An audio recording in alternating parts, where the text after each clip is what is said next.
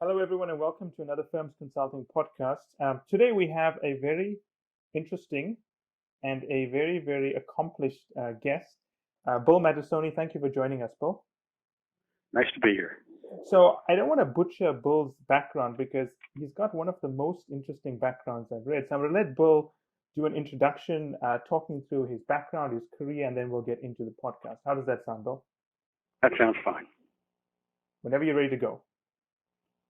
Want a little background on me? Yeah. How far back should we go? To western Pennsylvania and the coal mining town where I grew up? I think we actually should start in the coal mining town because I think that's one of the most interesting things about your background. Well, I'm a guy who's had a lot of lucky breaks, and one of them was, my mother forced me to take a test to get into Andover and Exeter, and believe it or not, before I knew it, I had full scholarships to both. Graduated at the top of my class from Andover, then had a full scholarship to Harvard College, and fooled around there for 4 years. I had a great time.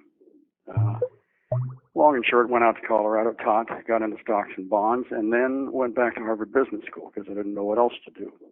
I didn't particularly like business. I'm not really interested in business, and I'm not interested in management. So it's kind of ironic that I ended up at McKinsey. Went back to business school, endured it, did fine, joined a social marketing organization in Washington, which I really loved because it made me feel like I was doing something for the world, and at the same time making decent money. Back then, $30,000 to $40,000, decent money. But I got into the whole issue of social marketing, and you would say, and social marketing is basically marketing where the exchange is not facilitated by money, but by behavior change.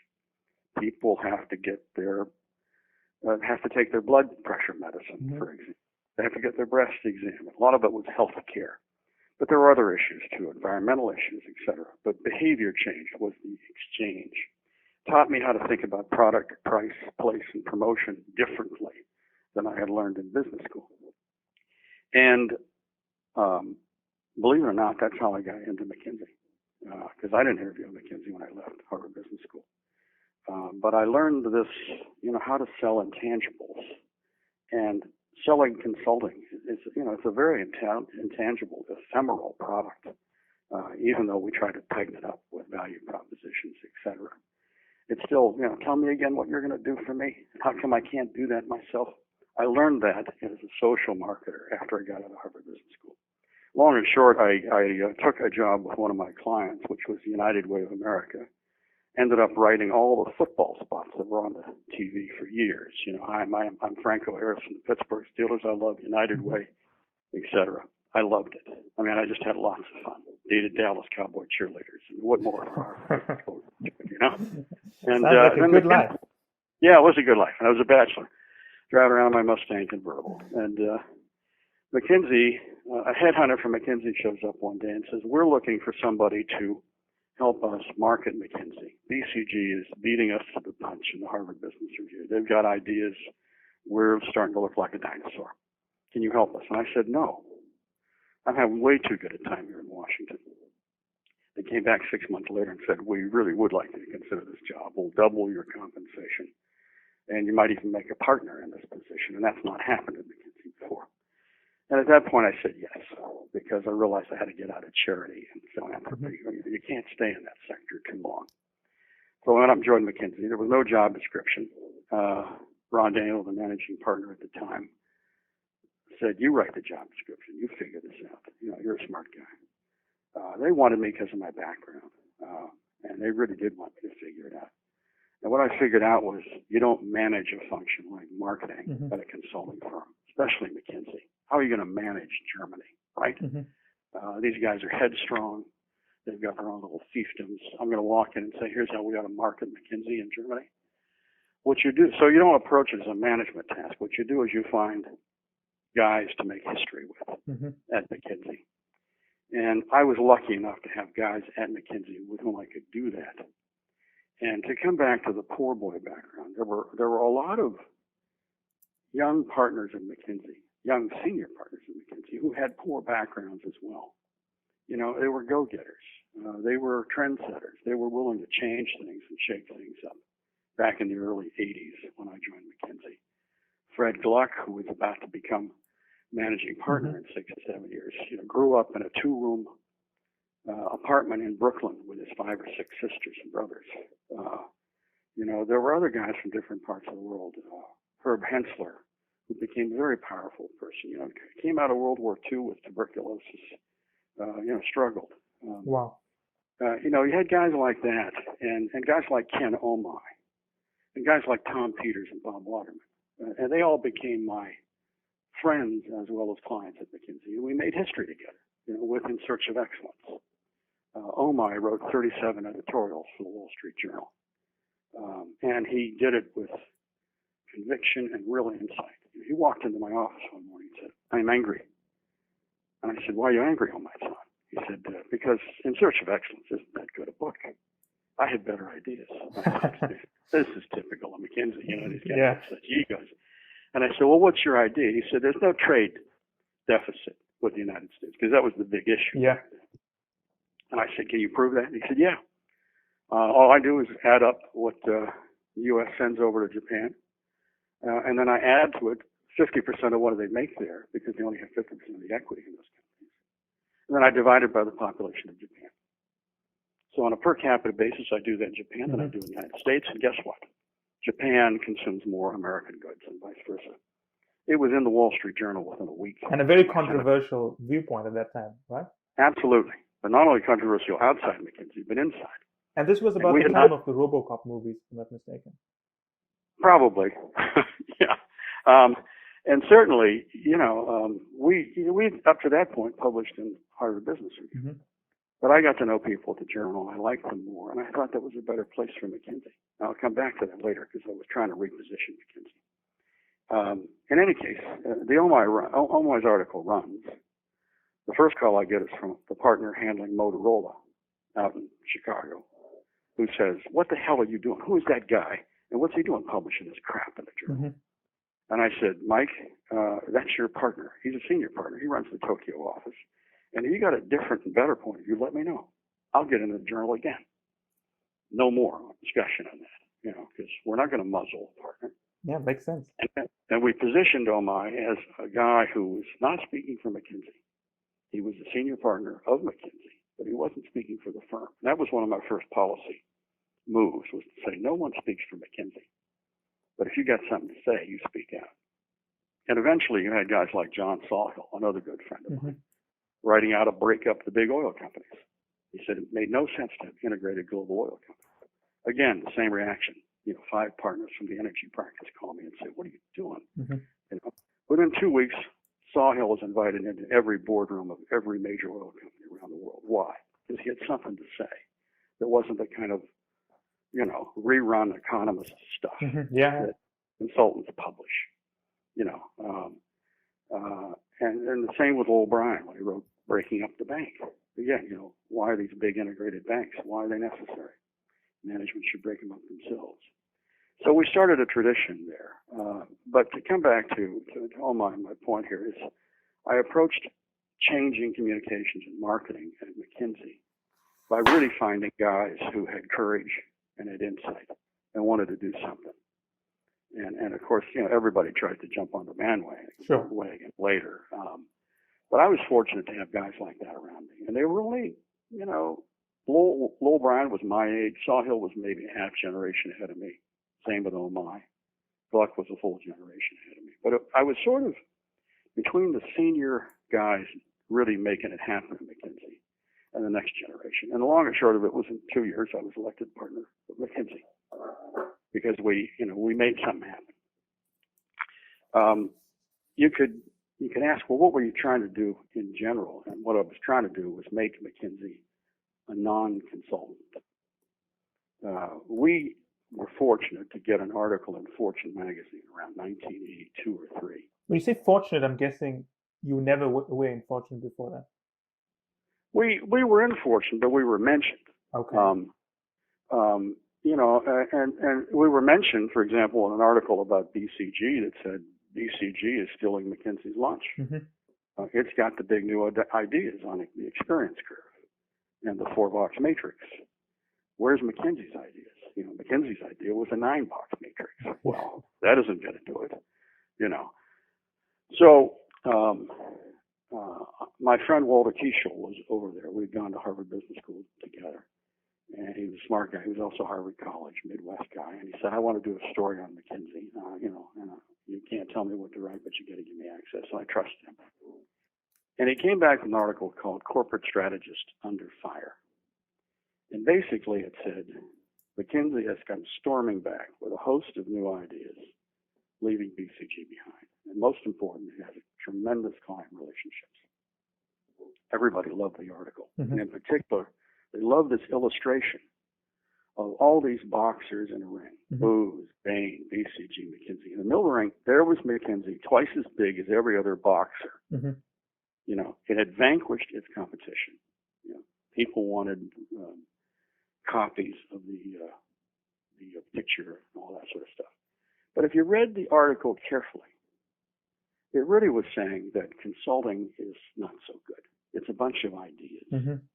It's guys selling those ideas. Because we were getting into that era, after In Search of Excellence, where, you know, there was one idea after another, and not many of them were good.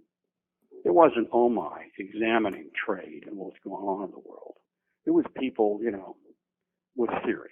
Theory that, you know, wasn't even as good as the theory that was in Search of Excellence, mm-hmm. and that was very good theory, you know. So I went to Ron Daniel, managing partner. I said, Ron, did you really read that article? He said, yeah, it was okay. Well, you know, we came out on top. I said, yeah, but that ring of consultants is a ring of thugs. Mm-hmm. That's a good choice of the words. It landed on him. But he gave me that look that, you know, managing partners give new partners, which was, well, what are you going to do about it? And I said, I don't know. Mm-hmm. It's a mystery. He said, well, go do something about it and let me know. Because that's the kind of wonderful relationship I had with him, you know. He was nominally my boss, but he treated me like a partner who knew what he was going to do, and did it. So I started asking around. I said, what makes McKinsey the best and the greatest? And I'd get answers like, we're the preeminent management consulting firm. And I would say, well, that just makes us the biggest thug in the ring, mm-hmm. you know. Finally, my buddy Carter Bales and a couple of others, a New York partner who's running recruiting, said to me, Bill, we are a leadership factory. And it just stopped me in my tracks. I said, well, what do you mean by that? He said, we produce more CEOs than any other institution in the world. And we produce more young, you know, managers mm-hmm. on the rise to that. I said, can you prove that? And he had the numbers. And we already had the mm-hmm. McKinsey alumni director, you know, network. Yes. And we did have a lot of alumni out there, just by force of our position. And they graduated from McKinsey onto these positions. And we didn't ask. Carter and I and a few other people hatched up this plan to take McKinsey out of the boxing ring, out of the consultant quadrant of management, mm-hmm. and just make it unique. And we did it, you know, looking back, it looks like we knew what we were doing. Yeah. And maybe we did, but we did three things. Since Carter was running recruiting, we wrote a new recruiting speech, and we made it very clear to people they needed to deliver it or they wouldn't be back on campus. And the recruiting speech never mentioned the word partner. Never. We said, you go up there and talk about coming to McKinsey and becoming a partner. You're fired. We don't want you representing McKinsey. And this is where, you know, we did have to get tough with Germany. Mm-hmm. We did have to get tough with Chicago, mm-hmm. Los Angeles, any place, you know. This partnership is what they were selling. Yes. But the fact is, you know, 7 out of 8 guys were coming to McKinsey. They weren't becoming partners. Sure. They were leaving. They were going on to great positions.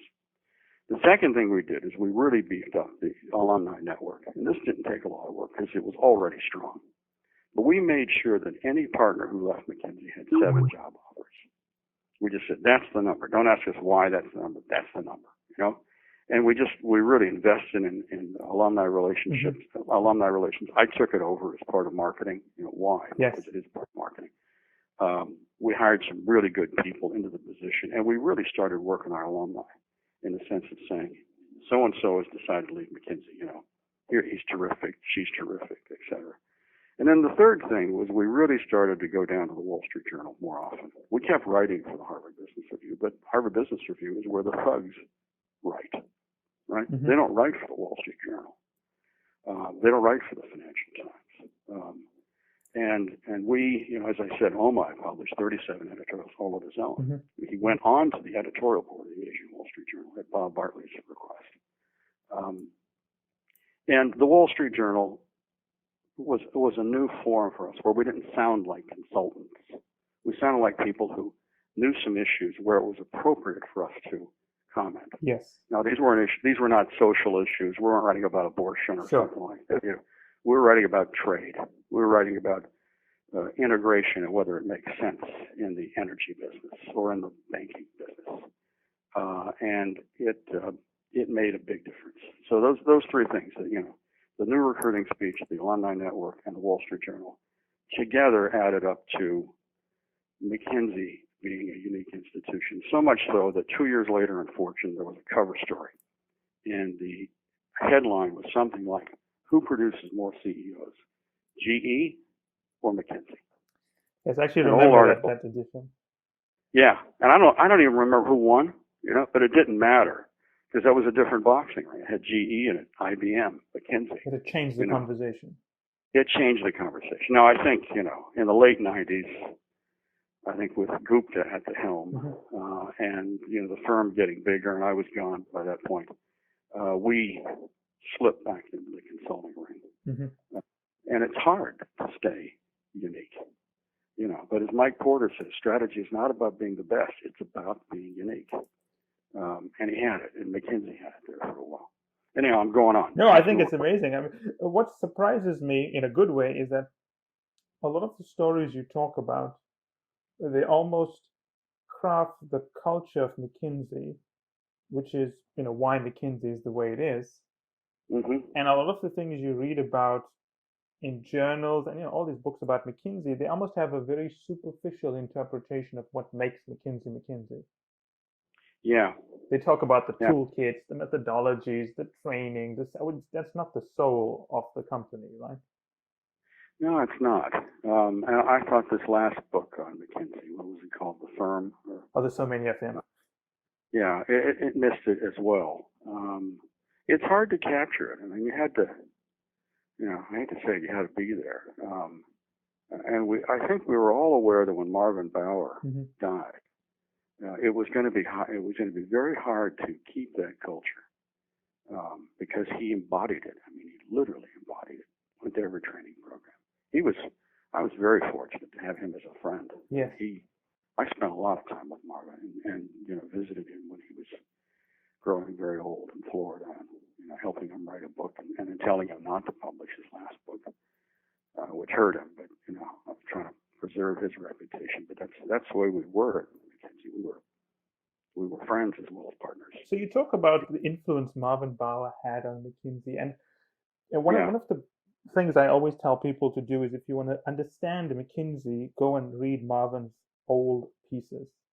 Yes, it's a great idea. But I think the new generation is, and I'm generalizing obviously, but I do think to a large extent a lot of people see consulting firms just like banks as a route to extravagant riches somewhere down their lifetime.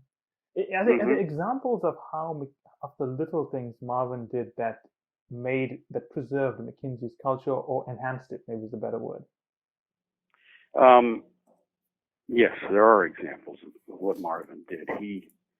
For example, he would take every new associate to lunch in New York and other offices when he visited, and he visited other offices all the time.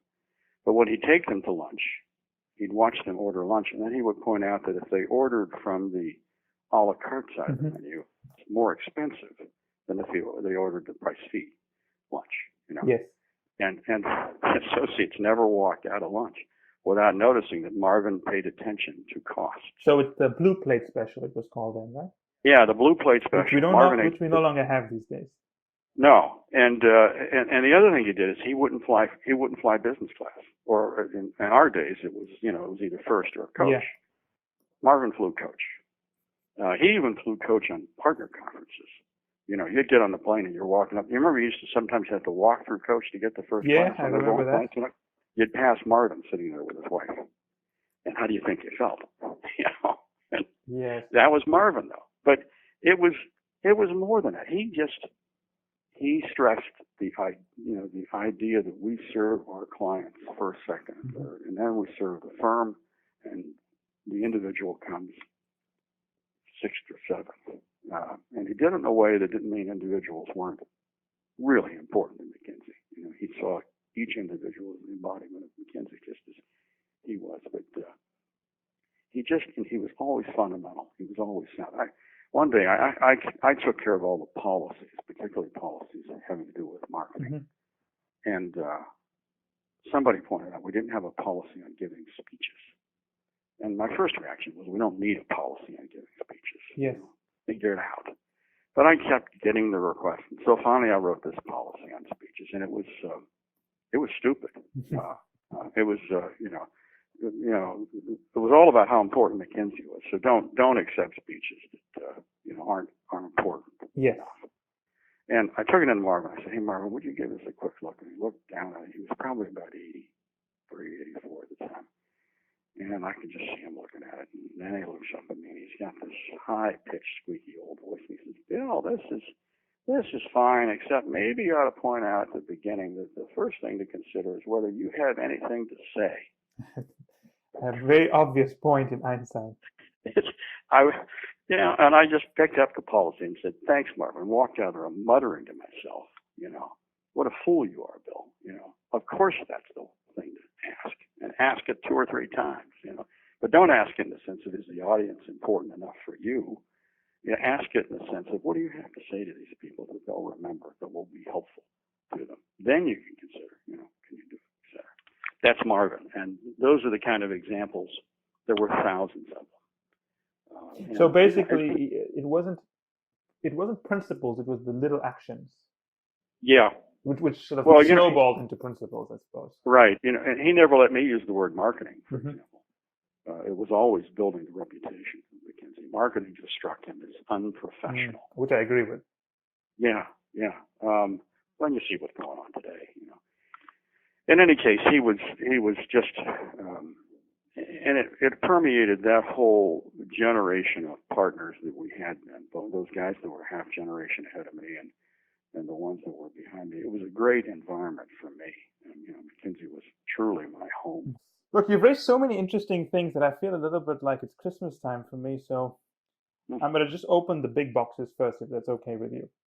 Yeah. Okay, so you had some other questions. Feel free to. Oh, don't worry about it. I think we're going in the right direction. Yeah. I want to come back to you talked about marketing, which let's not use that word. I agree it's a terrible word. It seems to me that you were the custodian of McKinsey's image rather than being, well, I wouldn't want to say custodian, but rather you were helping the people who could craft McKinsey's image and helping them do that in a better way. Is that a good way to define your role? Custodian. Well, I wouldn't say custodian, guide. Well, in a sense, when I got to McKinsey in 1980, it was already a powerful institution. Yes. And I said to myself, my first job is to protect that image and brand. I couldn't use the word brand because, that was clearly out of bounds from Arvin and others. But you're right about there was a need to protect the brand and McKinsey's reputation. At the same time, though, there was BCG and Bain out there scurrying around, developing a reputation for being faster, quicker, and smarter. So you couldn't just protect; you needed to do something. But I didn't want to do anything silly, and I didn't want to do anything me too. Absolutely. A 9-box matrix versus a 4-box matrix. Give me a break. That's not going to change our standing. And that's why we evolved that strategy of getting out of the boxing ring and doing something unique, and really believing in and executing the idea that we were a leadership factory. It wasn't just a phrase. We were truly generating more CEOs than any other institution in the United States, with the possible exception of GE and IBM. And it sounds like there was no, grand vision of how to do this. It was more like a trial and error of getting out your message and being authentic, right? Yeah, exactly right. That's why I said it's wisdom in retrospect. Yeah. But I do remember, and it was happenstance. Carter, who was a good buddy of mine, in the New York office happened to be running recruiting. So I'm sitting there saying, Carter, how do we show the world that we're unique? He came up with it. He doesn't even remember it. I had to remind him. He was the author of that phrase. But you're right. I think strategy evolves out of conversations with, the leadership of your firm. So whatever the size of your consulting firm, the strategy evolves from those discussions. But then you do have to take actions and see if they work. We did make that commitment with the alumni network to provide everybody with multiple job offers, and we executed. So it's a little bit of that phrase from In Search of Excellence: do it, try it, fix it. And the key thing I think was they worked together. The new recruiting pitch, the Wall Street Journal editorials, the ever expanding secret list of CEOs that McKinsey produced, because we never published that Yes. list. We wouldn't even give it to Fortune when they were doing the story. I think maybe I slipped it under the table.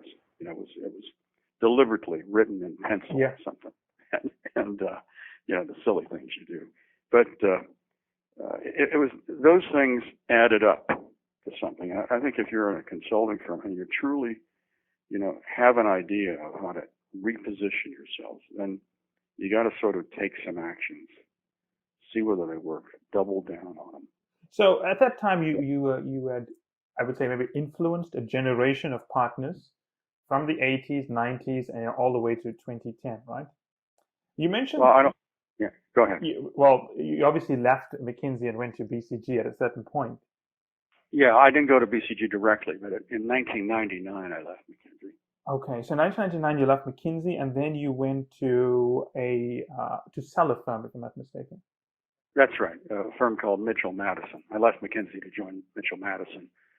Tom Steiner, another of my great colleagues at McKinsey, I'd written a book called Banking and Technology.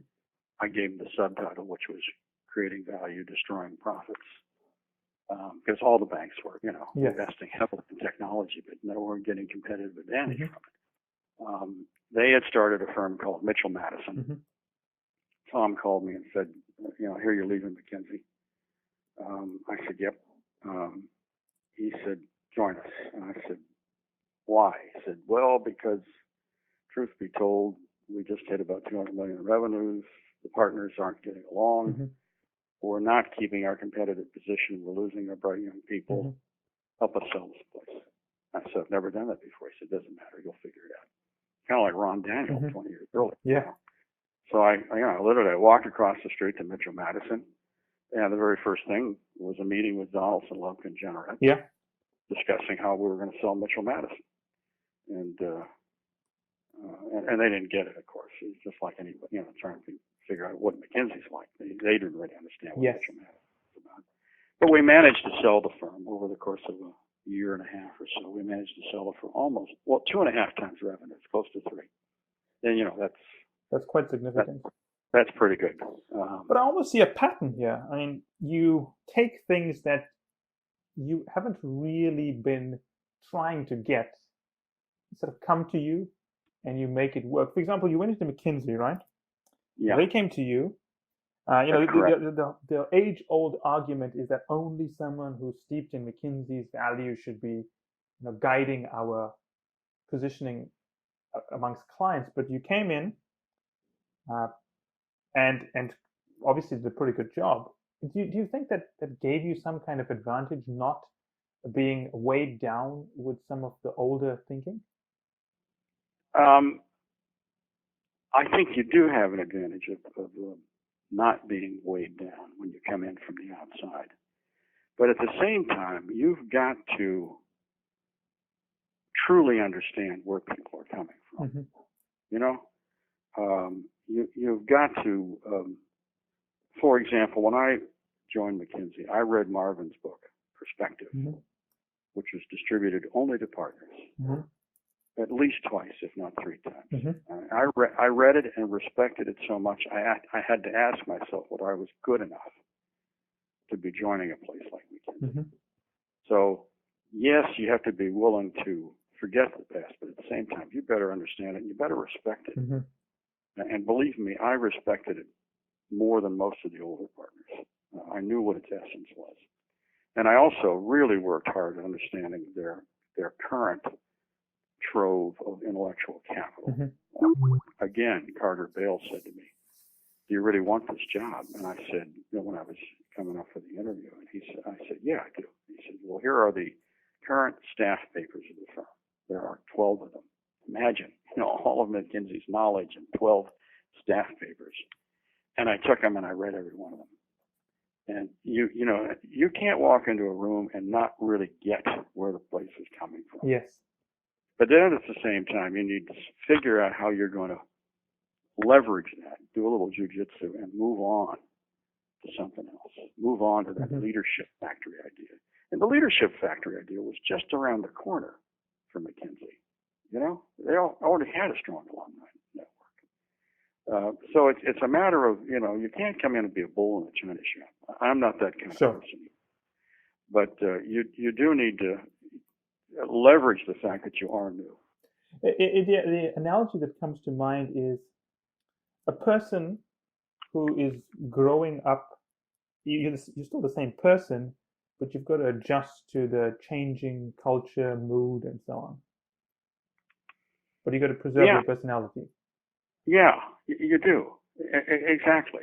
There was still the coal miner kid in me. But, I recognized coal miner kids and others.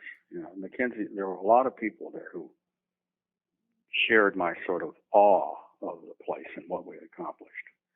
But at the same time, they realized that they were going to create the future. And I think the same thing with Mitchell Madison when I got over there is, you gotta figure out what is it that made this company, this juggernaut, got to 200 million in 4 years, and what's now killing it, and how do we get there? And you find in this case 3 or 4 players again how we were going to position Mitchell Madison and make it an effective pitch, which we did, and it worked out great. Well, it worked out until we sold it to the West Coast, firm that was going to marry strategy consulting, communications consulting, and IT. Oh wow! All under one roof. Now, sounds like a spaghetti combination. Yeah, you got to be really naive and stupid to think you're going to do something like that. But there were people who believed it, and they paid what they paid. There are still people that believe that, by the way. So. Yes. Oh yeah. This idea. Well, let's do this and this, and not at the firm level, at the value proposition level. But it's hard. It's hard to get people with very different disciplines and way of thinking to be an effective consulting team. Absolutely. So I have one more question about McKinsey, and then I want to talk about the transition to BCG. You made a comment earlier, and if you want, we can elaborate on that a little bit. You talked about how McKinsey seems to be slipping back into that consulting ring. What would be the signals that you would see of that?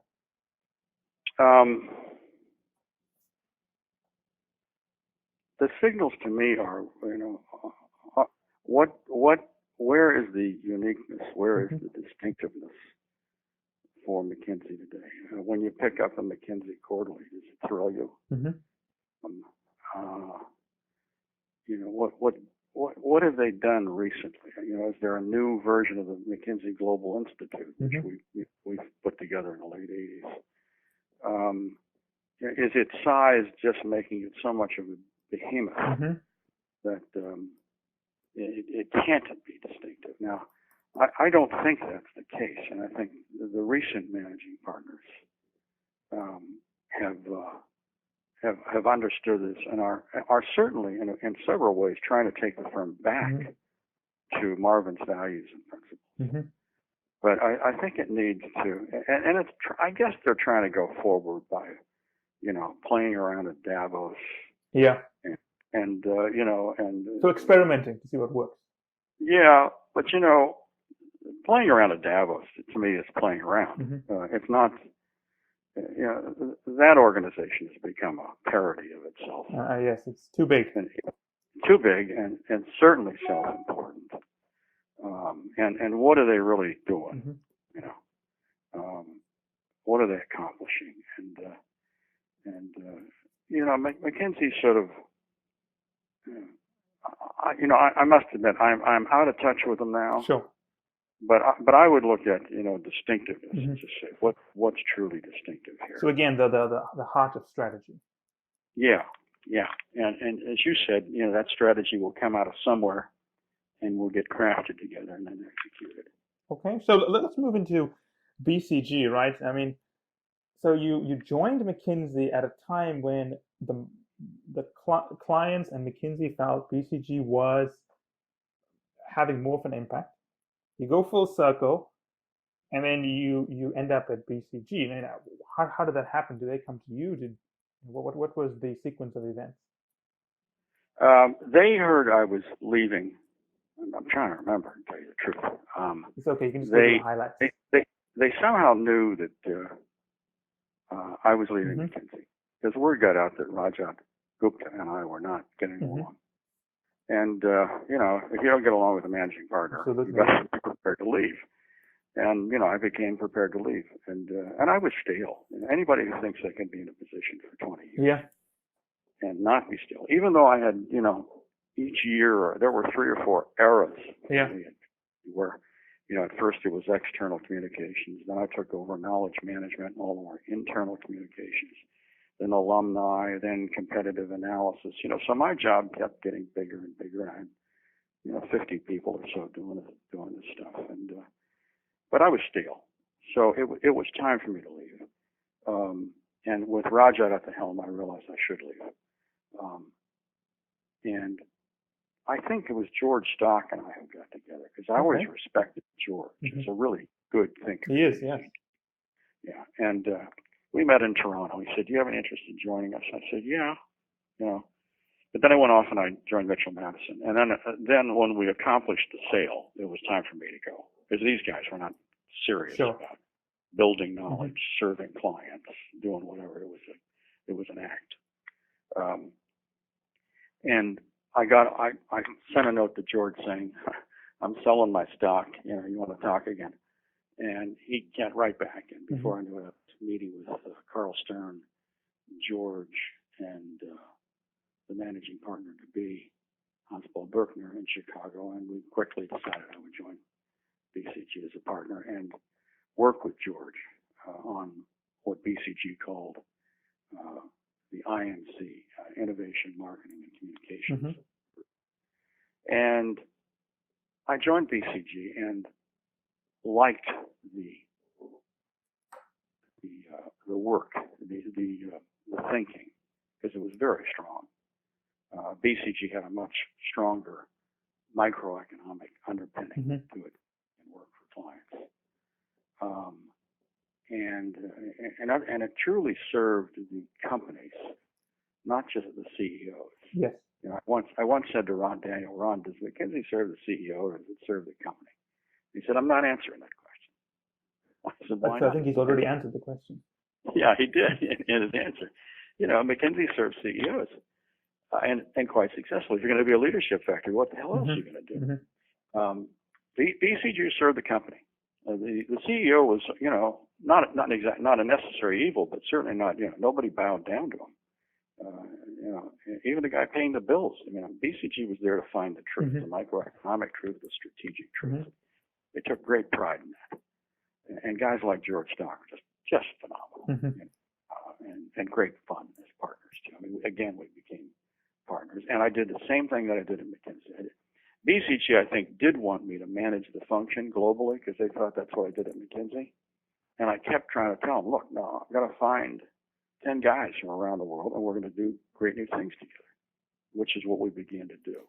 There were some tremendous people, tremendous thinkers. But there was this, George had built too big an organization. And the first thing I did was cut 30 people out of the IMC staff. And it was the appropriate time to do it because the economics, world economics, were not very good. So when you said George, was he sort of the custodian or the partner sponsoring this initiative before you came in? Before I came in, yes. He was head of the IMC, with Carl being his, the managing partner and behind him.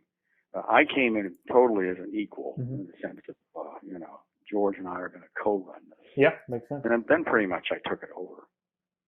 George did more client work. So he was still my comrade, my buddy on all this stuff.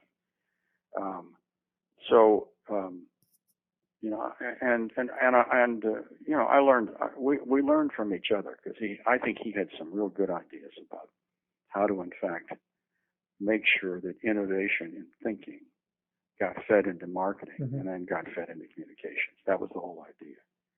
And they learned from me. For example, I said to Carl once, I said, how do you think you grow knowledge? He said, well, you get these practice groups together and they toss around ideas and, they put them down on paper. And I said, nope, it's not how you do it. You do it by getting one of these consultants 5 exposures to the same problem. So if you want, for example, to really advance pricing innovation, great topic, pricing innovation, you need to take that guy, that young partner, maybe not even a partner, that's doing that work down in Delta, take him out of Atlanta for his next assignment, and make him do pricing innovation for a client on the West Coast or a client in Germany. And Carl looked at me and said, that's not easy. Because Atlanta's a little fiefdom. This guy's part of the office economics. And he may not want to do it because he's got family, etc. Sure. Carl, the only way you build knowledge is by exposing one of these guys in the furnace of a client engagement to the same problem. Because then, within 5 engagements, he's better than any professor who studied it for 20 years. And any consultant who's done it 1.5 times, trading ideas with somebody else, And he had to admit that's the reality. So we began that task of having more influence over the development of people. In other words, innovative ideas cannot be separated from developing people and careers. But it's a difficult one. But then the nature of practice meetings became. I went to my first practice meeting at BCG, and the whole agenda was about budget. And I said, Jesus Christ, you barely even showed any ideas at this practice meeting. And it's all about revenue numbers, et cetera, and how much the energy practice is bringing into BCG. I said, on the agenda, first, foremost, and last should be, who are the 10 young people in the practice who are leading new idea development? And what are their assignments right now? And where do we need to engage them next? And that's a big change in the agenda. I'm not sure that I succeeded in doing that because Carl decided not to run for managing partner. Hans Paul took over. And, Hans Paul and I sort of saw eye to eye, but not really. And eventually I left BCG after 5.5, 6 years. But that was the idea, of sort of, let's go back to fundamentals and let's fundamentally then change how we grow these ideas. I would say, as much as I respected BCG in terms of, serving the institution, finding the truth, rigorous thinking, really solid people, they had made one major error in the construction of the firm and how it works. And that was in their personnel committees and how they evaluated and compensated people. I said, BCG is a culture of credit, and McKinsey is a culture of contribution. And the way that happened is that at McKinsey, personnel committees would go around, and these are the best people in the firm, evaluate every partner, every senior partner. And eventually got to the point under Ron Daniel, revenue was barely mentioned in those evaluations. It was, what's the quality of the relationship with the client? What does the CEO think of us? Have we brought the right people into the engagement? If you're serving Siemens in Germany, is it the entire German office, or are they in fact bringing in good people from around the world on the right engagements, etc.? That's a culture of contribution, and it's not neat. It could be perverted, but McKinsey put its best people on it. It adhered to Marvin's first principle, which was we are a meritocracy. And that's all that matters. It's also making the point that profit is an outcome out of doing the right things, but not the goal. Right, and guess how many times Marvin said that? You're absolutely right. Profit is an outcome. And now, transfer to BCG. Bruce Henderson. I remember seeing Bruce on videotape for the first time. Yeah. And it almost knocked me off my feet because inevitably I was comparing Bruce with Marvin Yes. Bower. Both of them were men of vision. Bruce was an engineer, you know. Marvin was a lawyer. Bruce was the guy who was going to, you know, drive this firm based on fact and microeconomics. And he didn't trust this idea of a personnel system where people were making judgments. So it was all going to be for him about revenues and numbers. That way it couldn't be perverted. And he made that choice. And it might have made sense to him, but it made BCG a culture of credit. And, you know, and a culture of gaming the various ways revenue and credit got assigned. So it was no less political than McKinsey's. And in fact, McKinsey's, I think, was less political because Marvin's values still adhered and meritocracy mattered. And as you said, profit is an outcome. That really hurt BCG because when you're talking about taking that kid out of Atlanta, it's a numbers game. It's a numbers game. The Atlanta office manager says, I'm sorry, man, that's going to hurt our office. How are you going to compensate me for that? And then you have, you know, 3 hours of discussion about rejiggering the numbers versus what's the right assignment for this guy now, you know, and how do we give him a platform for developing his ideas and make sure that he's successful. You don't have that discussion. You have this number about the number. You have this discussion about the numbers. So, you know, I think in my final memo on marketing to BCG, I said, look, you know, as long as BCG is a culture of credit, it will be second. It will be second to McKinsey. And do you feel the culture is still there? I do, although I don't know now. It's definitely evolving, but it's a big part of their culture. Yes, yes. Now, Rich Lesser, the new managing partner, is a guy, I think he's got lots of potential to at least redirect McKinsey toward more attention to the relationships it has with clients, you know. And he'll do it in a way that won't stretch BCG too far from its origins. But he did a brilliant job managing the Pfizer team by really paying attention to relationships at Pfizer. You know, what exactly with whom do we have good relations? What are we talking about with them? What are we doing for them? Do they appreciate our value? Can we deliver more value? And to the point where Rich successfully pushed McKinsey out of Pfizer. He's now running BCG, and I think he's got the right blend of credit and contribution. You know, at least I would bet on him. Besides the fact that he's a Pittsburgh boy and he roots for the Steelers, you know. No, there's absolutely no bias. No, none whatsoever. And I talk to him on occasion. Okay. I have a lot of respect for him, and I think, you know, eventually, you know, sometimes you get managing partners who push the firm in one direction or another, but the firm itself, if it's big enough, McKinsey, BCG, it will find its course. Yes. You know, and I think BCG is finding its course. But the way you know, if you're to think about the way you've explained what makes a partnership successful, I'm going to use a rough analogy here, but it's almost as if every tangible advantage a firm has, like its intellectual property, its methodologies, its skills, they're only as good as how you're going to use them and why you're going to use them. Because if you have the best technical skills, but and you use it with the wrong intent, you still cause a lot of trouble for the firm.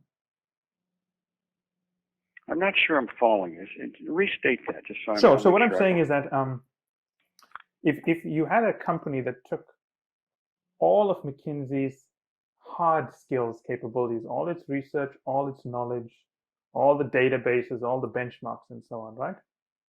Yeah. But if it wasn't using those skills with the right intention to serve a client well, in time, it wouldn't matter if you have all of those hard skills because clients still wouldn't want to work with you. I think you're absolutely correct. If you take all those technical skills and, papers, No, those 12 staff papers. hundreds of millions of dollars spent on these things, right? Yeah, and it's not that they are without value. Sure. They are of course of tremendous value. But if the chemistry of the partners who are going to take that stuff and do something with it for clients isn't right, where's that higher mission for the firm? Or if the chemistry with the client isn't right, none of that stuff matters. You're a technical firm. I mean, that's really what happened with Mitchell Madison. And worse is the young people who were developing, specialized knowledge about sourcing in one area or one industry. We're all getting hired away. You sort of, that competitive advantage is quite ephemeral. Knowledge changes, technology changes. It's really that higher mission. And of course, for McKinsey, it was, superb work for clients. Yeah, if you're to be philosophical, it's almost what is your purpose in life? Yeah, exactly right. And I think both firms, BCG and McKinsey, did have that higher purpose in different ways. For McKinsey, it was much more of a human thing. It was a relationship thing. For BCG, it was changing the world. Yeah, let's rock the world a little bit here. We're coming to an hour mark. Are you fine if I just ask you a few more questions? No, that's fine. Okay, fantastic. Thank you.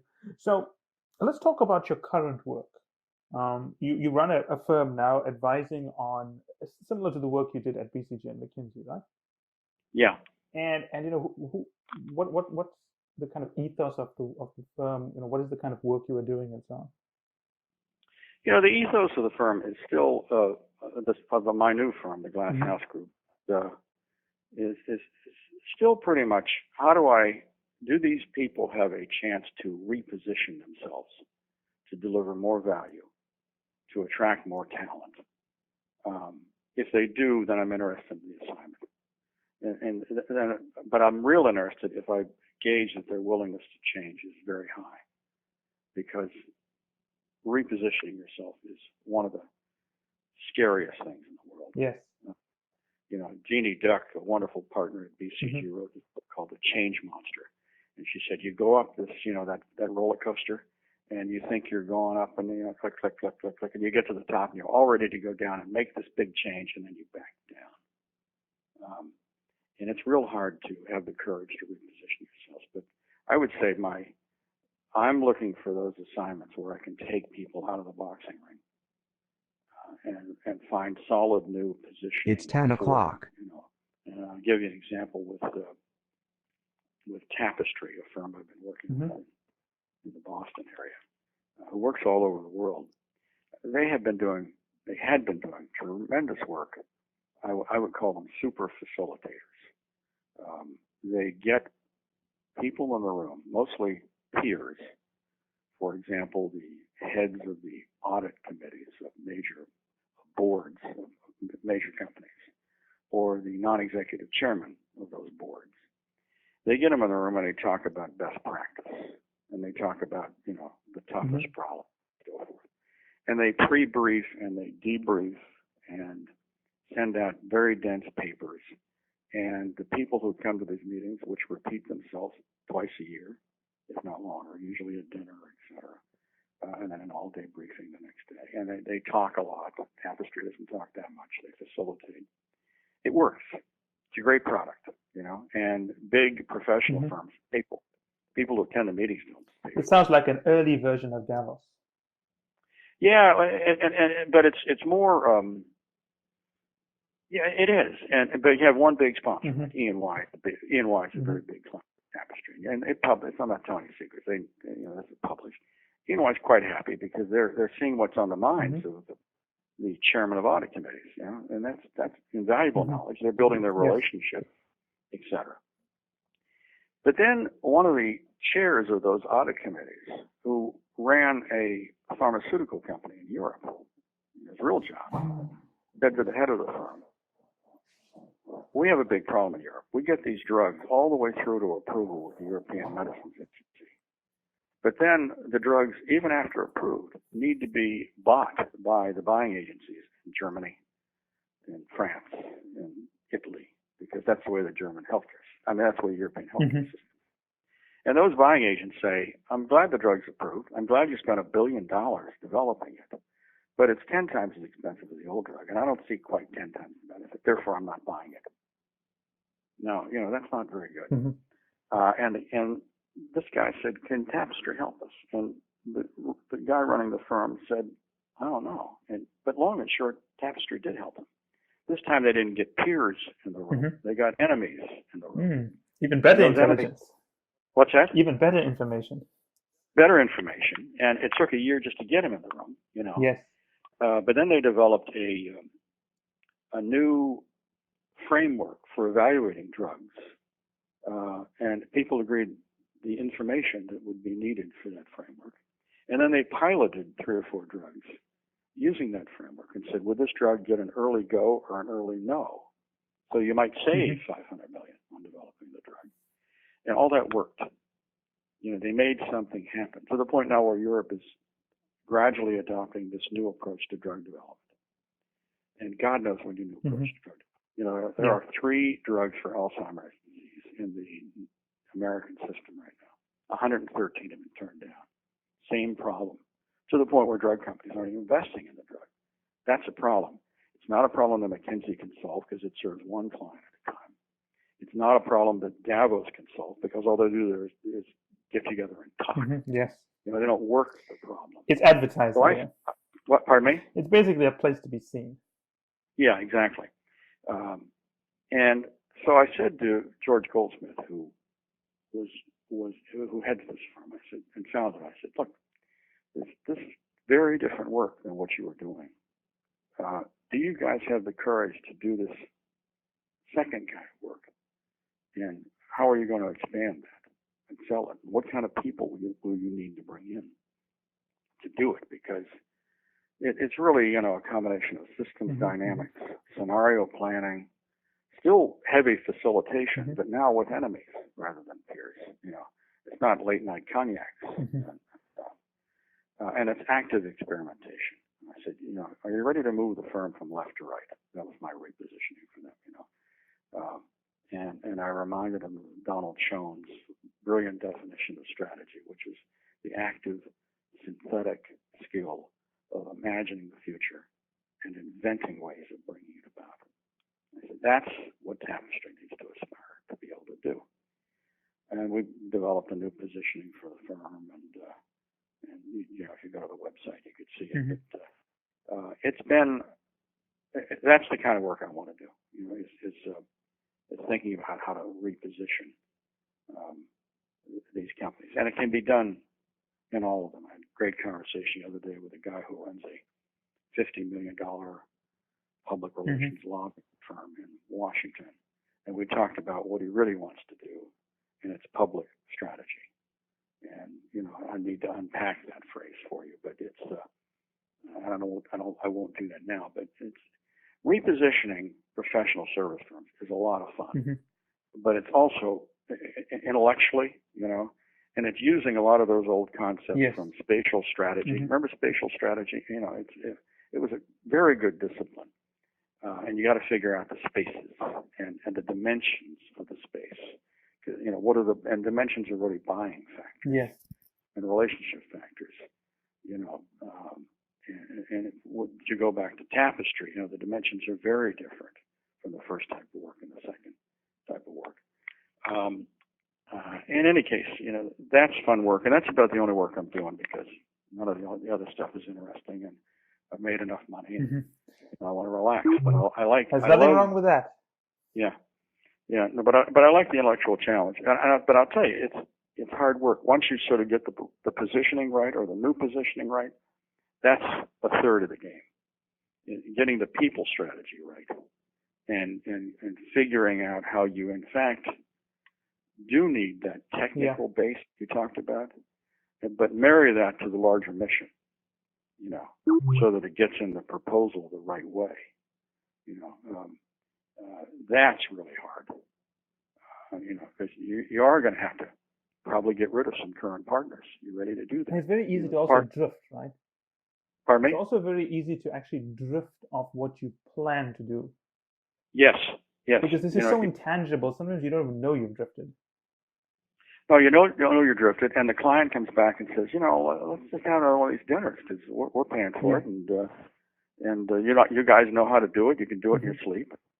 And so somebody comes along and says, well, what if we had that dinner, but we introduced some scenario planning, and the dinner is all about which of these two outcomes is going to occur. No, we can't do that. We haven't done that before. No, we're just going to let people talk, and we're appropriately saying, and we'll feed it back to them the next day, and everybody will be happy. Now I'm dismissing what they do because they're good at it. But you're right. They drift, or they don't even experiment, because to come back to a previous point, the experimentation is important. You realize, gee, that wasn't that hard. We can do this. We can make our work more effective. We can make it more exciting. Scenario planning, which is one of those wonderful tools people. But you've got to do it with a different purpose, and know what you're trying to get to on some of this stuff, because we want to position Tapestry as a unique organization that can handle multi-stakeholder problems with great complexity and dynamics. We don't want to be a static problem solver. We want to understand the dynamics and have people understand those dynamics. And then you get it, then maybe you can get more than 3 drugs in the Alzheimer's pipeline. Then you can make a progress on palliative care in the United States, where people write living wills and they're ignored by the medical community. These are the kind of complex problems that even McKinsey and BCG are not set up to solve, because they can't handle multi-stakeholder environments. Come back to McKinsey. Which of those 2 firms might really make a great push into multi-stakeholder problem solving, where the goal is to create more value for society and then share it appropriately, rather than win at somebody else's expense. That kind of gets me excited. And it's something that's it's not tangible. So it's interesting how you get such tangible benefits by the way you frame issues and frame the positioning of a business or even the conversation. Yeah, and sometimes that framing. I remember in Search of Excellence, and they used that superordinate goal. Yeah. And it was just, it was a way of getting consonance in the 7S framework. But at first I thought, oh, that's a bunch of crap, But in fact, the superordinate goal is really important. What are you trying to do here on drug development? Are you trying to get, when you get all these enemies in the room, ladies and gentlemen, what are we trying to do here? Are we trying to get the right drug to the right people at the right price? Does anybody object? Always about asking the right question. Yeah. And then, then people can say, yeah, but can the drug companies make enough money doing it? Well, how could they make enough money doing it? Well, let's save $500 million the cost of developing the drug. That might help, because then they'll make their return on investment. And the problem is that if you let the budget dictate your thinking, you will never experiment with new thinking. Exactly. And you won't think in terms of dynamic systems. You'll think of static situations, static accounting. Yeah. The curse of NPV. Yeah. So that's what's turning around. The funny thing about it is it's taking me back to my social marketing days, where you're thinking about, So we've come full circle. Yeah, in a sense we have. And hopefully life is about, pulling it all together. Well, you've certainly had a very interesting life, a lot of dots to connect. Yeah, and fortunately, I'm married to a wonderful woman for 25 years, and we just bought this new house on Long Island. You caused me to think about something here. The new house, we have 2 houses here. One in Connecticut is built by Philip Johnson. Yeah. It's one of his best. It's a pristine international modern house, and all furnished, new art, Chinese art, and stuff. And then we had this 1730 house on Long Island that we bought 25 years ago, right on the water on the bay in the village of Orient. And it's a wonderful antique. And it's filled with antiques and, nice prints and stuff. But then we had all this stuff that I've collected over the years that wouldn't fit in either in storage for 20 years. And then 2 years ago, we bought this little place on the Sound, a mile and a quarter away, with magnificent views out on the rocks, and all this stuff in storage. And for the last 2 years, we've been taking all this furniture and art and stuff that I collected, out of storage, out of the basement, and pulling it together in the new place, and then adding new art, etc. And it's been the most fun in the world. And in a sense, I'm physically doing with this third house what you just suggested. We all try to do, which was pull our ideas, even the bad ones, together. In the end, find a purpose. Make it something new. And we're having the best time. There's something nice about, seeing this dry sink you bought in Alexandria, Virginia back. And thinking about why you bought it. Why you bought it and how it stood the test of time. Yeah. And how it can work with something new. Upstairs, believe it or not, in the TV area are two Wassily chairs that Fred Gluck used to have in his office at McKinsey. And every time I sit down, I remember Fred, and it's a nice, I just turned 68. It's a nice period in my life where, thoughts and feelings are coming together and doing this kind of work for Tapestry and hoping they can pull it off is, it gives you a reason to get up and think and read. And I've been doing a lot of, rereading books on scenario planning, rereading books on systems dynamics, and because, you forget a lot of that stuff. But you read with purpose. You don't just read. I'm not a guy who just read. I've never been a book reader, But I'm kind of recollecting ideas the way I'm recollecting the furniture. It's like watching a movie for the fourth time and noticing things you never really saw before. Yeah. Exactly right. And, you don't get older, you don't get younger. You just sort of pull things together a little bit better. And I think my brain is still working okay, despite the occasional bottle of wine. Occasionally it's good, as long as it's good wine, and it is summer, the dying days of summer. Yes, indeed. Thank you so much. If you want to continue this sometime, or if we miss something, feel free to set up another call.